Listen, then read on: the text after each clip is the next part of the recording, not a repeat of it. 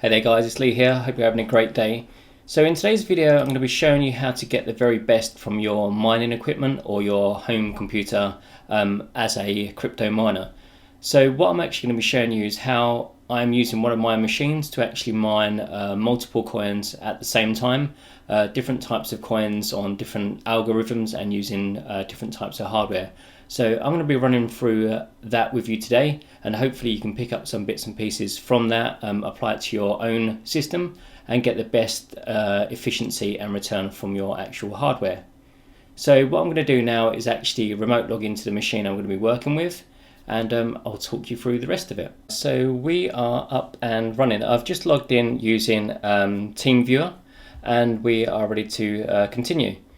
So first thing I've done, I've just opened up the About page, which is like the device manager page on other versions of Windows.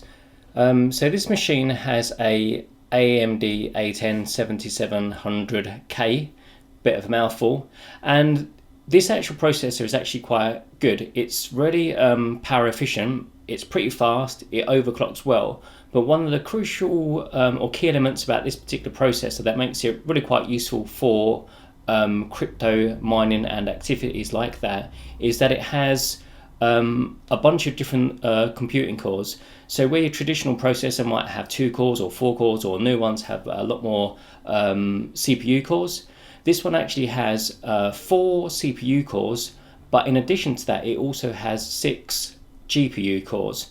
So this processor can actually be used on its own, combined with a motherboard and other ancillary devices, but you can actually use this CPU on its own without a graphics card and have a basic gaming machine. So it's really quite cool. So it's got 4 CPU cores and it's got 4 gaming cores. So first and foremost, this is a really useful processor, and there's a lot of other processors that are like this. Intel does a similar kind of range, but this one is really good. So if you've got one of these, you're off to a flying start. If you don't have a CPU like this with the gaming cores, don't worry. It's just that, this in this particular case, it's an advantage to this particular setup. The other thing you'll see as well is that the installed RAM is 16 gigs of RAM.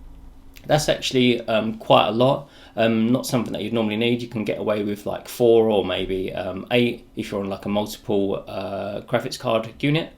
I've actually got 16 for a very specific purpose, and that purpose was to mine Burstcoin, the actual plotting process of the actual Burstcoin hard drives. The more memory that you have, you can create more optimized plots. That's trying to get to the actual point there. Sorry. Okay, so and that's basically it. It's Windows 10. Everything else is kind of your usual kind of stuff. So let's have a look at the actual miners. So the point that I wanted to get across in this video is that if you're mining multiple coins at the same time, you're basically using all of your hardware to full effect.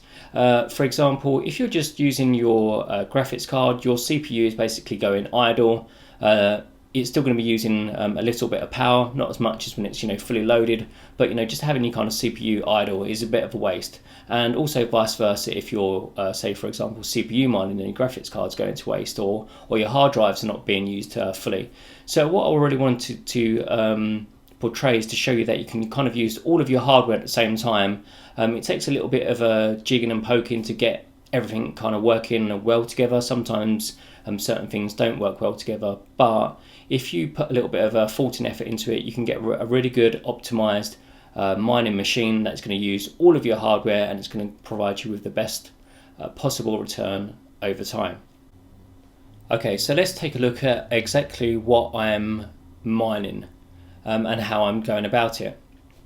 So in the top left hand corner we have this Java window, and that's actually called JMiner, which is a Burstcoin miner. It was actually designed for OpenCL graphics cards, and it's used to mine Burstcoin. The miner is really used to scan the hard drives. It's not used for the actual mining process. The actual proof of work is done via the hard drives, not this miner. So this miner is really only a kind of a scanning tool, and it actually uses OpenCL What I'm actually, the way I have it configured is that it's actually using the gaming cores on my processor. So as I mentioned in the beginning, this processor has 6 gaming cores. So this program here, this burst coin miner, is actually using those GPU cores and leaving the CPU cores alone. So that's great. So whilst I'm actually on the subject of the actual processor, in the bottom right hand side here, what we have is the HODL miner, and it's mining HODL coin. Right now it's running about 42, 43 hashes per second, sometimes a little bit faster. Obviously I'm also interacting with the machine as well via TeamViewer, so that's going to affect the actual CPU itself. And I'm actually using 3 of the actual CPU cores, and the reason why I'm actually doing that is to kind of leave one spare, so 25% of the power available for other system resources. So for example, I've got Afterburner running. I wouldn't normally have that running, but also, you know, TeamViewer is running and other bits and pieces as well. What you might find is that if you run all 4 cores, there will kind of be an effect on the overall system performance, so that might have a knock-on effect to your other miners. So what we're trying to do is kind of get the most out of the actual CPU processor, but without putting too much stress on the actual system, because like I said, that has a knock-on effect and slows down everything overall. So really we want to just have a little bit of buffer for other operational features within Windows and stuff. So that's the HODL miner. So we've got the burst coin miner, and then we've got the HODL miner. So that's 2 coins so far. Yeah, so just continuing on. So what we have now in the bottom left hand side here, which is actually just changed for some reason, is actually Claymore's dual Ethereum and Decreed miner. So this is also mining 2 coins at the same time. This is a GPU miner, and in this machine I have 2 graphics cards. I have two they're actually both gigabyte 280Xs. So they're also very similar to the 7970s. In fact, it's actually like a rebadged 7970. So they're really good graphics cards. I have 2 of those, and the Claymore's dual miner is actually mining on both of those graphics cards at the same time.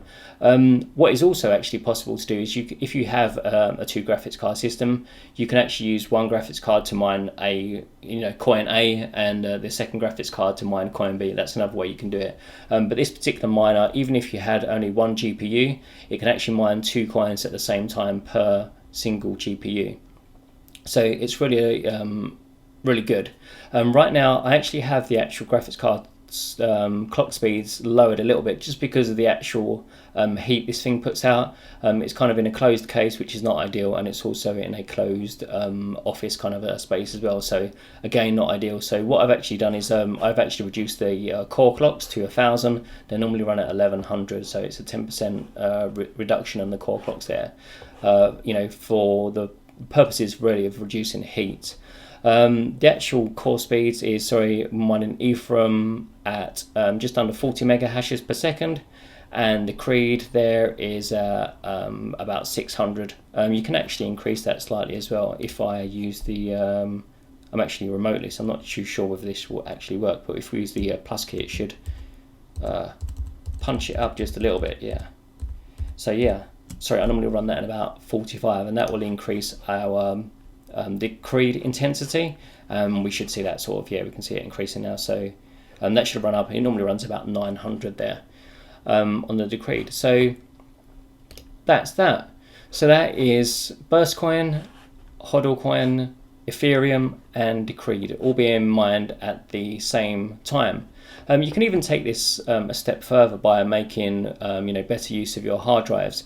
I also just want to show you with the Burst Coin miner, I'll show you the actual hard drives themselves, because I have quite a lot within this machine.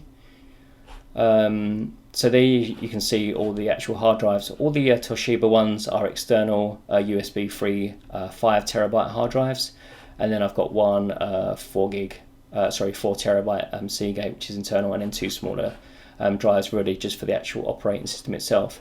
What I'm probably looking to do with this machine in the future as well, and I would also recommend to you guys, is that just to make the most of your actual hardware. So what I'm going to be doing is also mining Storj as well, and you can also mine Siacoin, which is another one. I've done that previously, but at the moment they're still kind of testing and working out the software. Storj is just about ready, so I'll probably be uploading a new video about that soon, and I'll probably be putting that on the actual Seagate internal hard drive there until they really get rocking with it, and then we'll expand that on across the other hard drives. So I just wanted to show you the hard drives there as well. Sorry, I forgot to mention the actual power usage of this machine is about 550 watts at the wall, something like that. That's with the CPU miner going as well. Without that, it goes to about 500. So that's pretty good. The hard drives don't really use any power at all. So that was that little extra add-on bit there. So yeah, if you have any questions about this machine or mining or crypto in general or PC hardware, anything like that, let me know in the comments and I'll be sure to get back to you guys. If you like this video, give me a like, and you can also subscribe to see more videos like this in the near future. Thanks for watching, guys. Take care.